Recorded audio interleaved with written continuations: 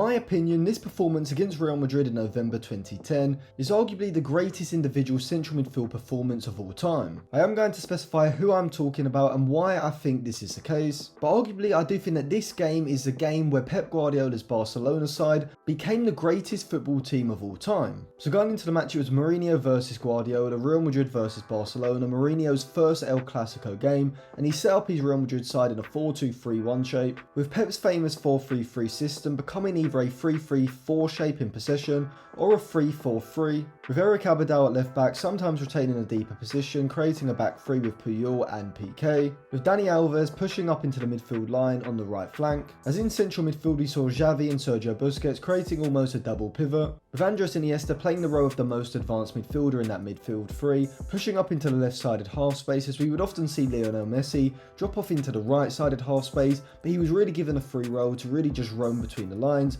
as Pedro and David Villa would retain advanced width, sitting high up the pitch and pushing Real Madrid's fullbacks backwards. Now I think Mourinho's aim in this game was to cut the passing lanes into Xavi and Sergio Busquets, but also to close up the space between the lines, giving the likes of Iniesta and Messi this space to drop into and receive the ball. Because Mourinho's side was so scared of creating space between their midfield and defensive line, we saw Xabi Alonso and Sami Khedira sitting incredibly deep trying to close up that space, but all that did was create a bigger space in front of them for Xavi and Busquets to sit in between Real Madrid's forward and midfield line. Now Pep knew that player positioning was extremely important in possession, and that if you could push your opposition backwards and pull players out of their position, you could create a less vertically compact defensive shape, giving more space for your deeper lying players to get on the ball and dominate possession, and in the end progress the ball into the final third. And a great example of this was Dani Alves was constantly pushing forward down the right flank, and the two wide midfielders in Real Madrid's 4-2-3-1 system, which was Ronaldo on the right side and Di Maria on the left side,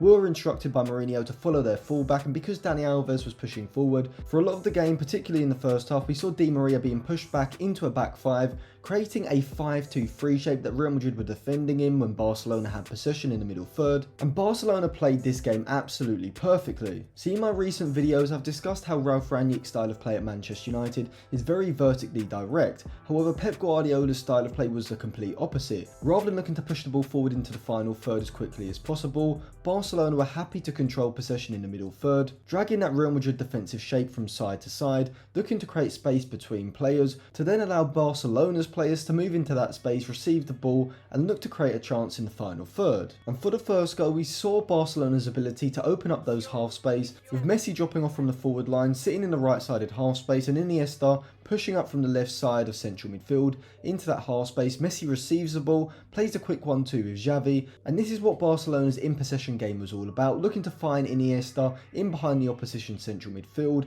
Messi's pass to break the lines of the Real Madrid midfield is absolutely perfect. Iniesta receives the ball, and then from here he plays an absolutely sublime pass, finding Xavi's run off of the sleeping Marcelo, and the through pass ricochets up off Marcelo, and Xavi just puts it past Casillas, giving Barcelona the lead. Now the player I was referring to at the start of the video was Andres Iniesta, who's absolutely insane in this game. In that Barcelona midfield three, he played as the most advanced of the three, with Xavi and Busquets sitting slightly deeper, but Iniesta would push up onto that left side sitting in the half space, whilst also drifting out to the left flank when David Villa moved inside, playing kind of as a mezzala. But his positioning in possession in this game was absolutely phenomenal, and it was the main reason why Barcelona were able to completely pick the Real Madrid midfield apart. And this probably seems like a very simple thing, but if you do watch a lot of central midfielders play, you rarely see them hold a position, and instead you see them frequently move around quite a lot. But Pep Guardiola was known at Barcelona for instructing the two central midfielders ahead of Busquets,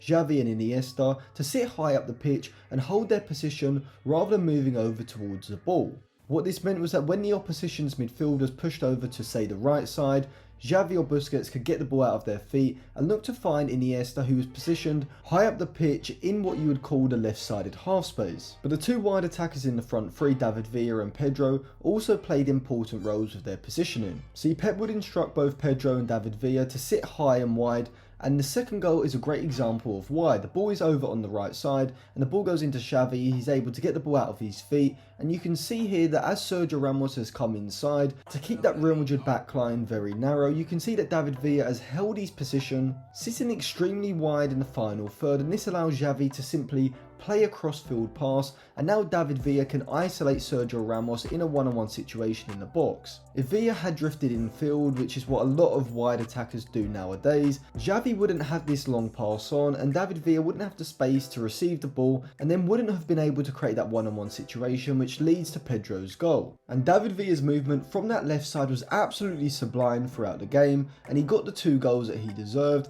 If you look at the third goal, he initially makes a run, doesn't get found, moves back into a position to then make a run, and this time Messi finds his run, which is in behind Pepe, perfectly timed in such a congested area, and when he gets into the shooting position he finishes past Casillas. In this particular game, Lionel Messi did have a lot of tendencies of the false 9, but I would go as far to say that he played more of a trequartista role, being given the freedom to drift wherever he wanted, and in the second half he was drifting out to the right side quite a lot, and then moving inside with the ball. And for the 4th goal, which was David Villa's second, Messi picks up the ball in front of Real Madrid's midfield line, dribbles forward with it, cuts back in on Haidara, and David Villa's run from the left hand side in behind Sergio Ramos is timed to perfection. Messi's through ball is weighted perfectly, and then when he gets into the one-on-one situation, David Villa just calmly with the outside of his boot puts the ball through the legs of Casillas, giving Barcelona a 4-0 lead. Jeffrey did score the 5th goal, completing the humiliation, and this was an absolute masterclass in how to break down a deep defensive unit, with there being 3 main components to Barcelona's possession game.